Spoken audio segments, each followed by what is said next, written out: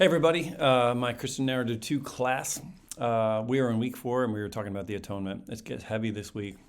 What's so great about the atonement is that we delve deeply into what it means when Jesus died in our place on the cross.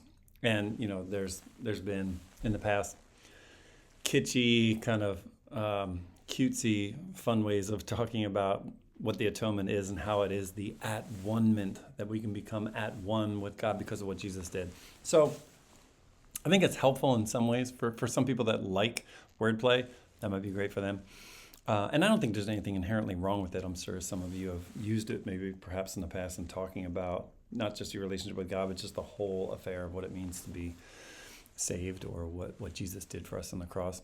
It can get a little, what you've noticed is that in theology, you got to be really careful about what you say. You got to mean what you say and say what you mean, because it can be taken in all kinds of different ways. Some people can take the at-one-ment in a very spiritual way, like I feel connected with them. And some people can take it in a much more psychological way where it becomes much more therapeutic, like I finally found someone who understands me or, whatever.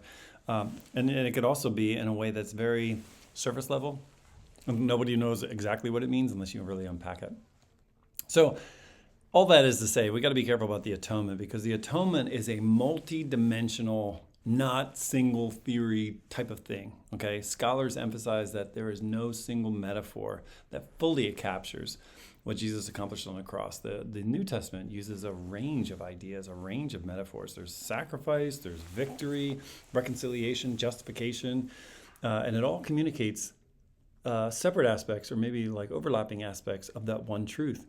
So, for example, Paul talks about justification, which is much more of like a legal term, and then he shifts into a more of a relational term of reconciliation. And then he talks about sacrifice, which is much more of a cultic type of understanding. Now, these are all things that the people hearing these words would have related to, and it all points to how God heals the rupture between himself and humanity. But again, there's no one single theory of what Christ did on the cross. We do know, for example, that there's the Christus Victor, like Jesus defeated all evil powers. And that was really for like Irenaeus and some of the early Christians like Athanasius. They saw the cross as God's victory over sin, death, and Satan, not just as a payment for guilt. They saw it as like he was crushing, it was cosmic liberation. So the atonement wasn't just individual forgiveness at times in the New Testament, but it's also the restoration of the whole creation, which is really interesting. You can get into Romans 8 on that.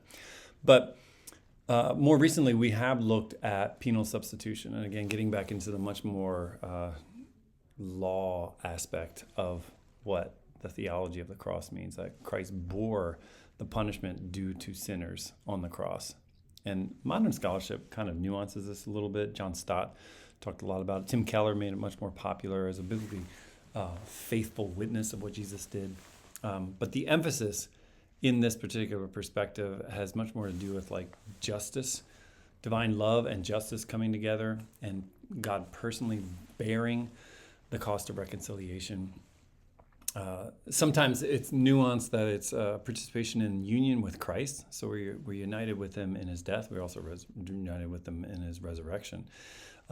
Romans chapter 6 talks a lot about that. Galatians 3 talks a lot about that as well. So transformation of the person through union with Christ as he died on the cross, but also rose to life again. And it's not so much what Christ does for us, but more what Christ does within us. So you see, you're starting to get many, many different ideas of the same thing. So it's almost like appreciating something from different angles.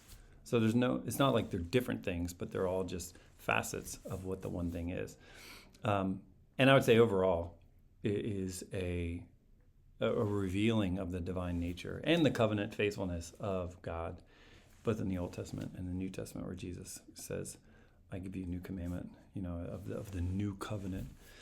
I like how Wright talks about Jesus' death fulfills Israel's story. He's rooted a lot in how this has implications within the Hebrew concept of God's faithful love, his covenant love, even when humans aren't. And going back to Genesis, where God makes that covenant with Abraham and walks through the parted animals. We'll talk more about that on Friday, so I don't want to get too far ahead of myself. But the atonement isn't God just changing his mind about us and forgiving us, but it's showing who he really is, that he is forgiving at his core.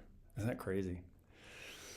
So, all that said, love for you to join us on Friday as we talk through what the atonement is and what it really means.